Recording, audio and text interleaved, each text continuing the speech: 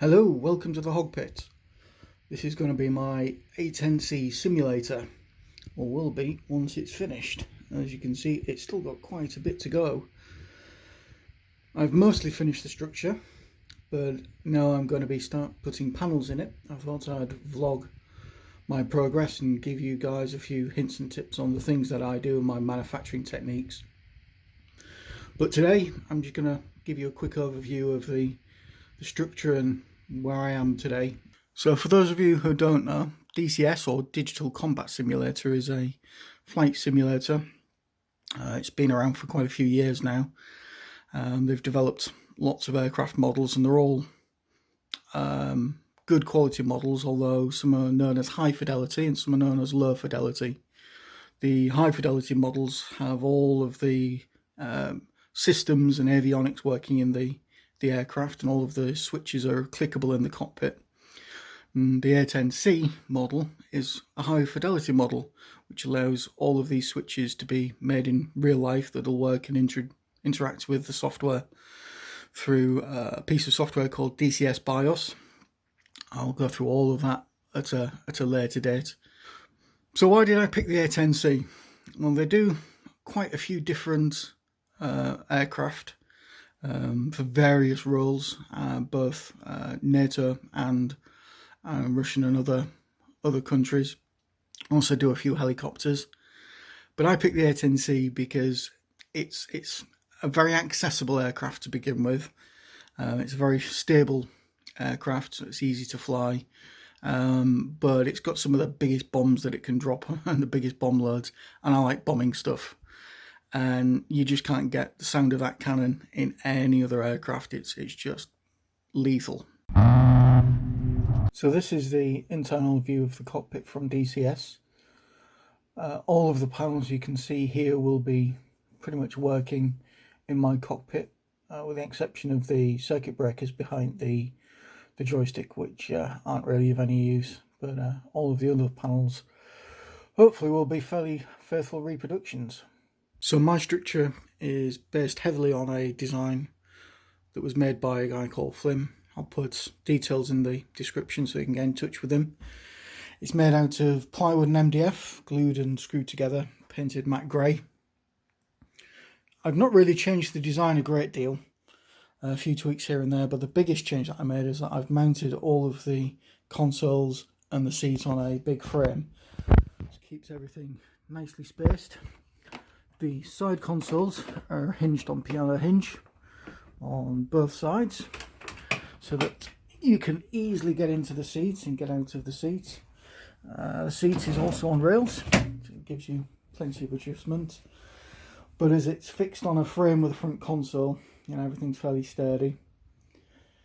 The seat itself, I've used this old play seat from another project. The plans give you a full replica of an Aces 2 ejection seat that's in the A-10C. And whilst it looks awesome, I tend to play this for hours at a time, and I just didn't think I'd ever be able to pad it and get it comfortable enough to survive that sort of length, so I've used this play seat instead. Bought out equipment. I've not bought a great deal of equipment, but what I have bought is pretty critical. Principally, that's the Thrustmaster Warthog hot ass. There's the stick and the throttle quadrant, which is already backlit. It's based on the A-10C already, so it's perfect for my application. It's fantastic quality. The grip is cast metal and it just feels very comfortable and ergonomic, as it should do based on the original one. The only other pieces of equipment that I've bought out is a set of Logitech rudder pedals, which are in the guts of the center console down there. And finally, a PS3 camera up here, which works with the Open Track IR software. Anybody who plays DCS will know that some form of head tracking is pretty important, and I use Open Track IR as opposed to the more commercial ones available. Again, just on cost and the fact that it works just as well as the commercial versions.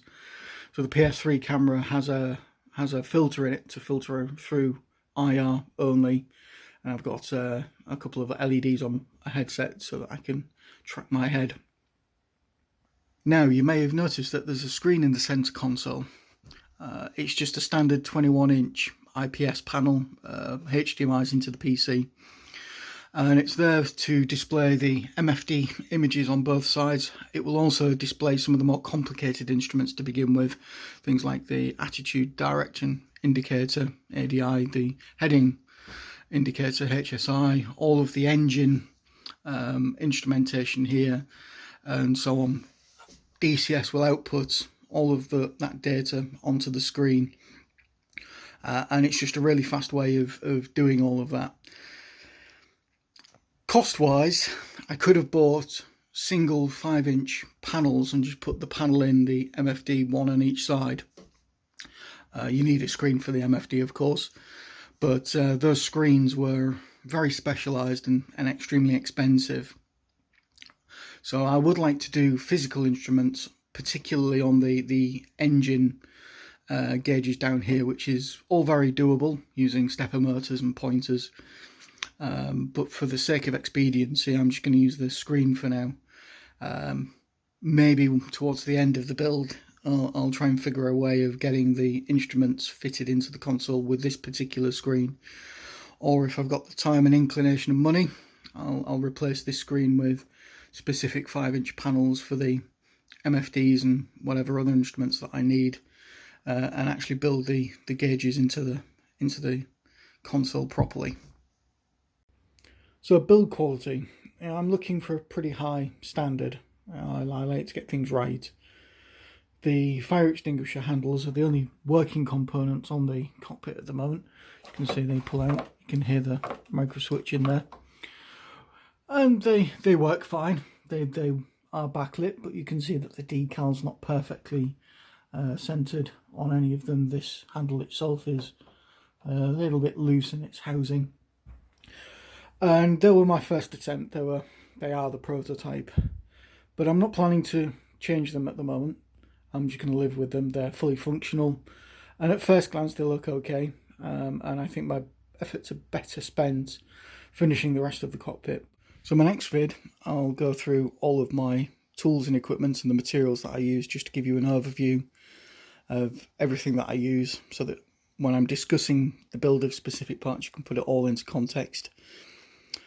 I've got quite a few parts in build at the moment, in various stages. I'm focusing mostly on the MFD surrounds at the moment. As you can see, there's they're work in progress. The next panel that I'm probably going to work on is the lighting control panel, which sits down at the back here. That's really important for the overall build because it has the drivers in it that drive backlighting for the rest of the panels. So I need to do that one. Then it's a bit of a toss-up between doing some of the key systems that I use flying. So I want to get using the cockpit as soon as I can. So that's going to mean doing things like the CDU, which sits down here, which is a navigation unit. I've also got the panels that sit around here, which have all of the safeties and master arms and things like that. You can still click on stuff in the cockpit, but I'll be doing the controls that I need to reach for most frequently first. The other thing that I'm going to be working on is the upfront controller, or UFC, which sits on the top of the glare shield here, and that's used an awful lot. So that just about wraps it up for this video. I think I've given you a pretty good overview of my project and where I'm going to be taking it. If there's anything that you do want to know of specifically, then please comment below and I'll take a look into it, or any ideas for any future videos, let me know. Otherwise, I want to get back in the workshop and start making some more panels. Until the next time.